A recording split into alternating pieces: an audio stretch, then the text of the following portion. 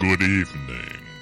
When I'm not out sucking blood, I'm listening to the At Odds Show with Nate and Brian. Those two guys drive me batty.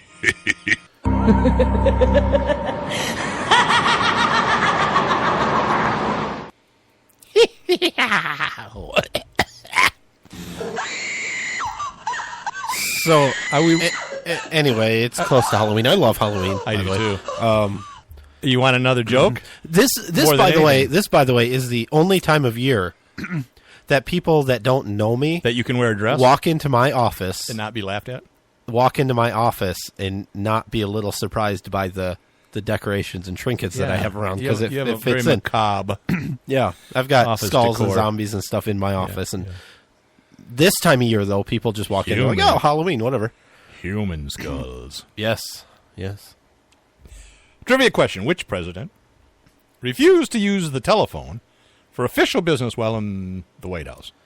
I will tell you, he was also the last president to have never flown in an airplane. Yeah, I will tell you. We had a guess over the break. We had a listener. We had a correct guess. Woohoo! And what does he or she win? So 42 cool points today, and our undying gratitude. Save your cool points. In 15 or 20 years, they may be worth something. What did he or she guess? Calvin Coolidge. Correcto mundo. He was president from 1923 because the previous person died until 1928. Calvin Coolidge became governor of Massachusetts. He was the vice president under Warren Harding and became president when Harding died. When the vice president Coolidge went to Washington, they could not afford to buy a home. So they rented a 2-bedroom apartment for $8 a day. Ooh. And Coolidge earned $12,000 a year as vice president in 1923. Wow.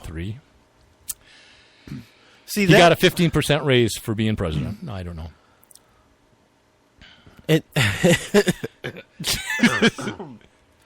See, that's the thing. It's weird because he was vice president but didn't become rich doing it, right? Right, and he wasn't rich before or after. Right. Yeah. Got done with it, piled his crap back in his Buick, and they drove off. Going back to Massachusetts. That's kind of how it's supposed to be. Yeah. I mean, it's not supposed to be an office where you get rich while you're in there. Right. He didn't talk much. He didn't like stuff. And so that was one of the reasons he didn't like talking on the phone. Well, I hate talking on the phone. I don't like to talk. I don't either. I think he liked face-to-face. This hour is the worst hour of my week. Every week, I hate talking. I know that. Shut up. Okay. So he also slept 10 hours a day and worked 4 hours a day.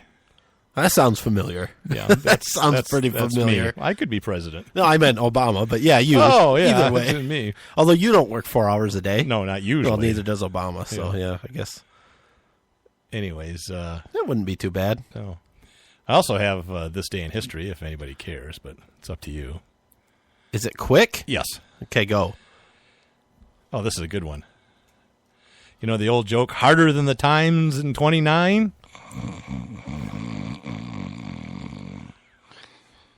Really, Nathan? Really? You fell asleep again? Yeah, sorry. It's the medicine. Come on, this is October 29th. I'm ready. Yes, I remember this day. In infamy. Yes, 1929, the stock market crashes. Oh. Wall Street. Black Tuesday, as investors trade 16 million shares on the New York Times Exchange in a single day. Wow. Billions of dollars were lost, wiping out thousands of investors. But, you know, as they say, the best thing to cure a stock market crash is time.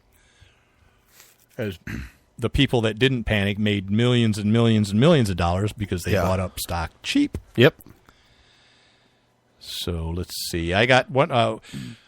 What would you find on a haunted beach? Ghouls? No. A sandwich. I love those. That's a good one. All right. So, do you have any more? I do, but do you want to hear them? I want to hear one more. Yeah, okay. I do. Why are vampires so easy to fool? I don't know. Because they're suckers. Okay. Right? Yeah, no, I get it. That was funny. All right, moving on. Okay. I do want to talk about the GOP debate last night. It wasn't really a debate. Why? But before that, do you want to talk about your favorite thing, the girl that should have just gotten up and left the class when she was asked several times? Oh, the Officer Slam? Yeah. You said that's actually his name? That's By the not way, his first, actual name. Can we talk about your trip to Burger King? Because that's, I mean, I fight for get it. 15, right? Yeah, $15 an hour. I mean, this is just more evidence that fast food workers, the front lines, they deserve more. So on the way to work, I usually stop off at Burger King, and I get a big glass of Coke Zero because they carry Coke Zero, and I love Coke Zero. And it's like $2.43, which is outrageous. Yeah, absolutely. But now it's getting dark this time of year, so it was dark, and I'm in my car, and up in my visor, I have a little stash of $1 bills. So I grabbed a couple of them and 50 cents, 2 quarters. And first I pull up, and I hear giggling. Oh, can I help you? And I said, oh, come on. I'm not that funny looking. And silence. I said, it's because you were kind of giggling, and I was making a little funny. I said, never mind. I'd like a Coke Zero extra large. Yeah. That's $2.43 at the second window. So I pull up there, and I reach up into my visor, and I get 2 bills out and quarters, and I hand them to her.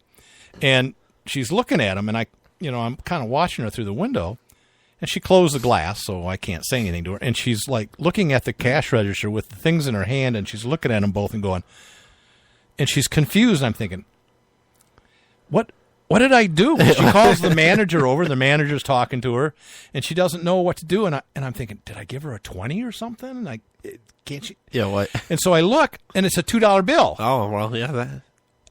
She didn't know what to do with this $2 bill or how to make change. And so I honk my horn, totally ignored. Yeah, sure. I'm the only one there. Finally, I tap on the glass.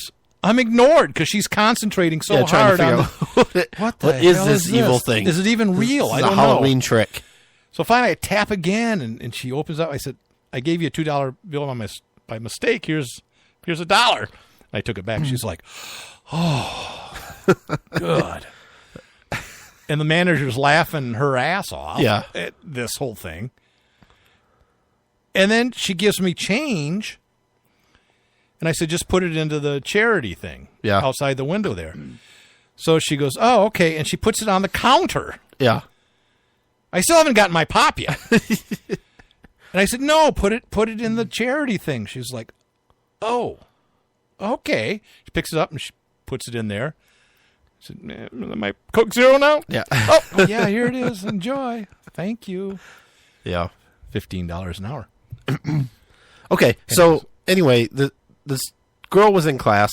The other kids didn't know her, so she was new to this class, apparently. I don't know. She got on her cell phone. She was apparently disrupting the class. Her nickname was on Miss Contrary. Right.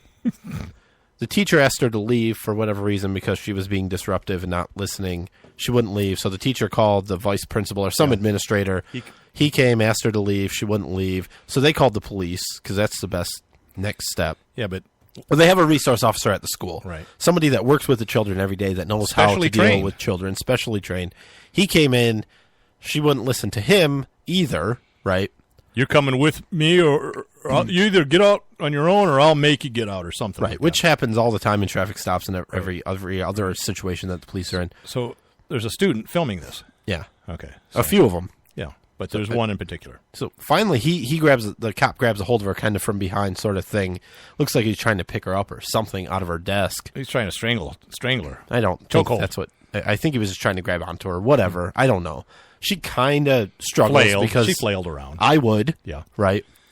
And so it made the whole thing way worse. She gets thrown on the ground. The whole desk flips over. She's trapped inside the desk. She grabs onto the desk. She's trapped in it. She grabs onto it. She's upside down. Uh-huh.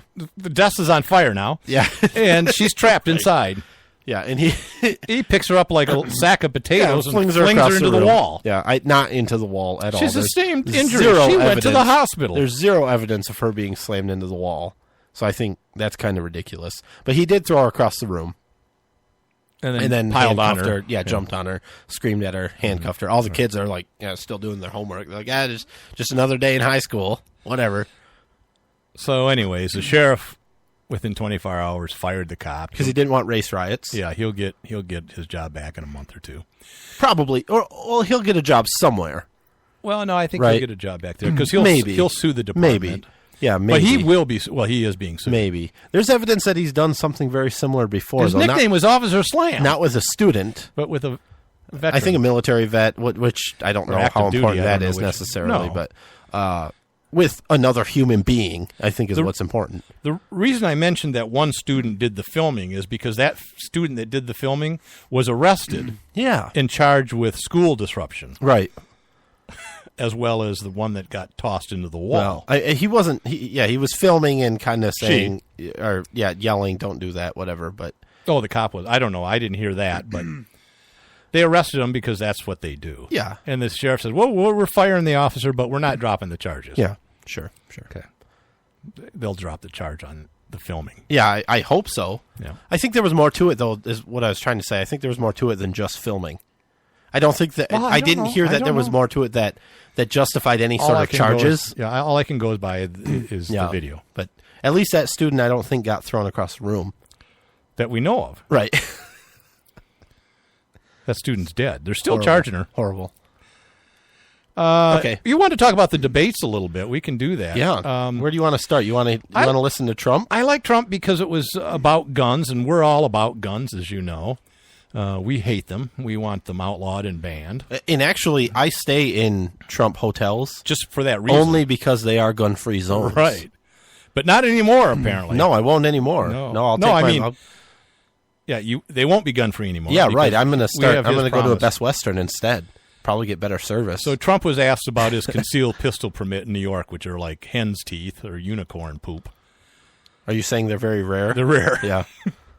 Okay. They're kind of unique. You said you have a special permit to carry a gun in New York. Yes. After the Oregon mass shooting on October 1st, you said, by the way, it was a gun-free zone. If you had a couple of teachers with guns, you would have been a hell of a lot better off. Or somebody else. Right. True. Would you feel more comfortable if your employees brought guns to work? Yes, I might feel more comfortable. I would say that I would, and I have a permit, which is very unusual in New York, a permit to carry. And I do carry on occasion, sometimes a lot, but I like to be unpredictable so that people don't know exactly what to carry. Okay, so a couple things. First, he says, I might be more comfortable. Right. He was really I would say yes, I would feel more comfortable. Yeah, he's trying to craft a political answer, which I don't love. And then his next statement of, I have a permit, I sometimes carry... Sometimes I carry a lot. Yeah. I like to be unpredictable is completely moronic, right? I mean, what sense does that make at all? Like, sometimes I want people to think I'm unarmed. Sometimes I want to actually be unarmed. Yeah, it's nonsensical. Yeah, he doesn't get it. He obviously doesn't get it. He's only a step away from the element of surprise argument we hear, though, right? That's what I hear. Yeah.